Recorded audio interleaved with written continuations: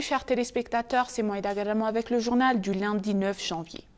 Le Premier ministre Abiy Ahmed et la Première dame Zenachta Yachao ont organisé un déjeuner de Noël et pour les travailleurs engagés dans divers projets dirigés par le PMO, a rapporté l'ENA citant la page Twitter officielle du Premier ministre. Le Premier ministre Abiy Ahmed a initié plusieurs projets dont certaines sont déjà inaugurées à Addis Abeba et dans de nombreuses régions du pays.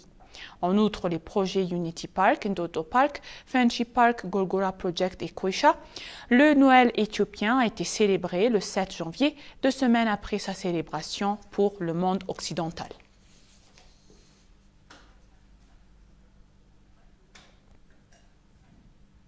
La célébration du Noël éthiopien, Ganna, a été remarquée de manière colorée au cours des 2 derniers jours dans la ville historique de Lalibela. La ville de Lalibela, inscrite au patrimoine mondial de l'UNESCO, a été occupée ces 2 jours pour marquer l'anniversaire de Jésus-Christ à Bethléem, à Jérusalem. On estime que 2 millions de participants ont pris part à la célébration de Noël éthiopien Ganna de 2 jours dans la ville de Lalibela. Les fidèles, les hauts fonctionnaires du gouvernement, les ambassadeurs de divers pays, les touristes de plusieurs pays étrangers figuraient parmi les participants au Noël éthiopien, Ganna à Lalibela, église monolithique. Des touristes ont déclaré avoir été témoins de quelque chose d'extraordinaire et ont également recommandé à d'autres visiter à l'endroit. Ils ont souligné que cette célébration éthiopienne de Ganna comprend un rassemblement assez énorme et qu'elle est spectaculaire.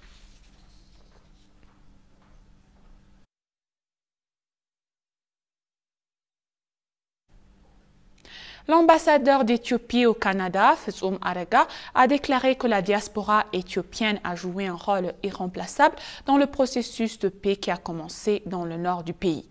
L'ambassadeur a réitéré que les diasporas doivent comprendre que le processus de paix est le résultat de leurs efforts inlassables pour la paix. Melta Sabiol Daragay a plus.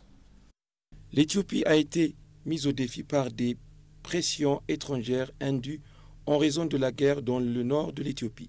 Les interventions étrangères ont été ciblées par des institutions internes et internationales pour poursuivre leur agenda caché sur la nation souveraine. L'ambassadeur d'Éthiopie au Canada, Fitsum Arega, a souligné que les pressions étaient dirigées pour différentes raisons.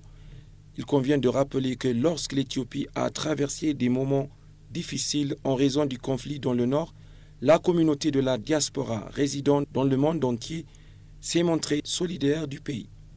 L'ambassadeur a en outre ajouté que les Éthiopiens vivant à l'étranger ont joué un rôle important dans le processus de paix qui a commencé dans la partie nord du pays. Comme nous avons fait face à des défis en tant que nation, nous avons appelé à l'aide de la communauté de la diaspora et nous avons constaté qu'il y avait des Éthiopiens courageux et patriotes résidant partout. Les diasporas se pressent largement et passent à l'action pour défendre les intérêts de l'Éthiopie. La communauté de la diaspora a aidé le pays en espèces et en nature et certains sont même allés sur les lignes de front de champs de bataille. Et je voudrais profiter de cette occasion pour remercier la communauté de la diaspora pour sa compréhension et sa générosité en général. L'ambassadeur a déclaré que la plupart des Éthiopiens vivant à l'étranger qui luttaient contre les pressions étrangères qui s'exerçaient sur le pays sont désormais membres de la communauté de la diaspora et ont reconnu le processus de paix pour la résolution des différents attentes.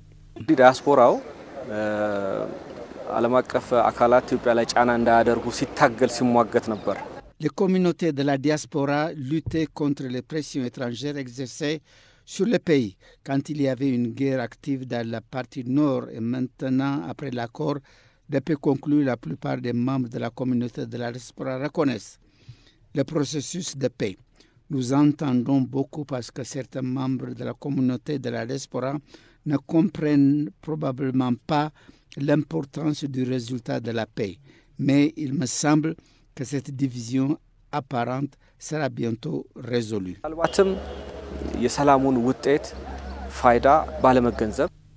L'ambassadeur a également poursuivi en disant que suite aux accords de paix conclus entre les deux parties, certaines mesures de confiance ont été prises par le gouvernement fédéral. L'Union africaine a annoncé que le ministre chinois des Affaires étrangères Qin Gang effectuera une visite officielle à la Commission de l'Union africaine le 11 janvier 2023. Le ministre des Affaires étrangères, Qin Gang, visitera les sites du projet de siège de l'Union africaine dans la ville africaine d'Addis Abeba et coupera le ruban. Le ministre s'entretiendra avec le président de la Commission de l'Union africaine, Moussa Faki Mahamat, où les deux dirigeants devraient avoir des entretiens bilatéraux avec diverses questions à noter l'Union africaine. Conformément à un certain nombre d'accords conclus entre l'Union africaine et le gouvernement chinois, la Commission de l'Union africaine et le ministère du Commerce de la République populaire de Chine ont signé l'accord de mise en œuvre du projet de construction du siège du CDC Afrique en juillet 2020. Il convient de rappeler que lors du sommet de Pékin 2018 et la 7e conférence ministérielle du Forum sur la coopération Chine-Afrique qui s'est tenue à Pékin, le gouvernement chinois a en outre exprimé son engagement à soutenir la construction du siège du CDC Afrique et les dirigeants africains l'ont accueilli avec satisfaction et se sont engagés à soutenir sa réalisation.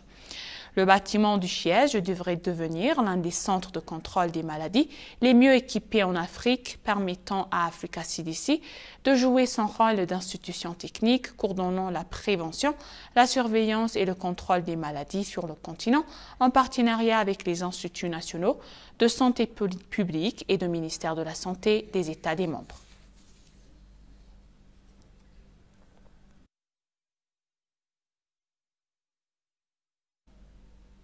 L'administration municipale d'Addis Abeba a lancé la construction d'un centre de réadaptation et de développement des compétences des femmes dans la capitale.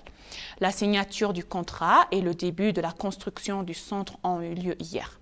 Ils ont déclaré que le projet, qui sera construit avec un budget de 3,5 milliards de beurre, vise à bénéficier, développer et réhabiliter les femmes socialement défavorisées.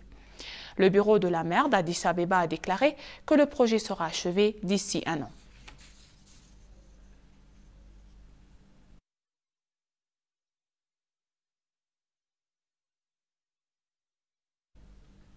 La Croix-Rouge éthiopienne a remis 10 ambulances et 5 autres véhicules légers au bureau de la région du Tigray qu'elle a reçu du Comité international de la Croix-Rouge. Le président de la Croix-Rouge éthiopienne, Ato Aberratola, a exprimé sa gratitude pour le soutien apporté par le Comité international de la Croix-Rouge et d'autres partenaires dans les services humanitaires fournis par la société.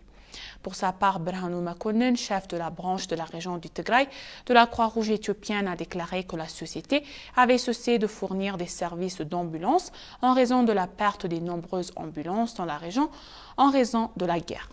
Selon les informations que nous avons reçues de la Croix-Rouge éthiopienne, les partenaires ont appelé à la restauration de la succursale et leur soutien afin qu'elle puisse fournir des services humanitaires largement dans la région.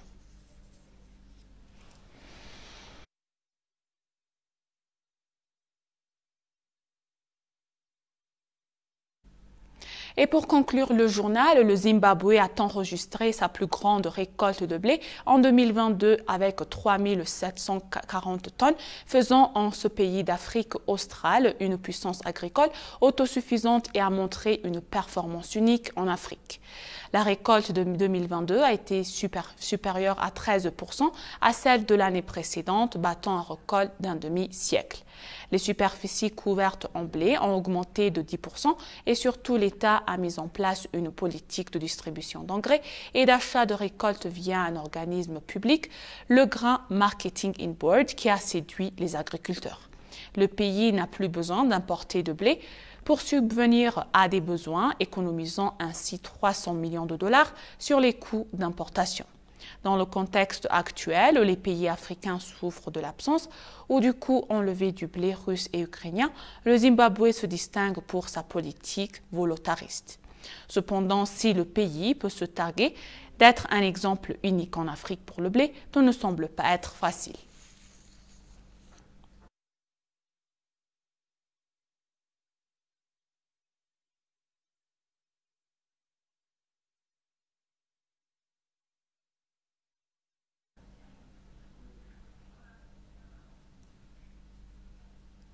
Chers téléspectateurs, nous vous rappelons les titres principaux.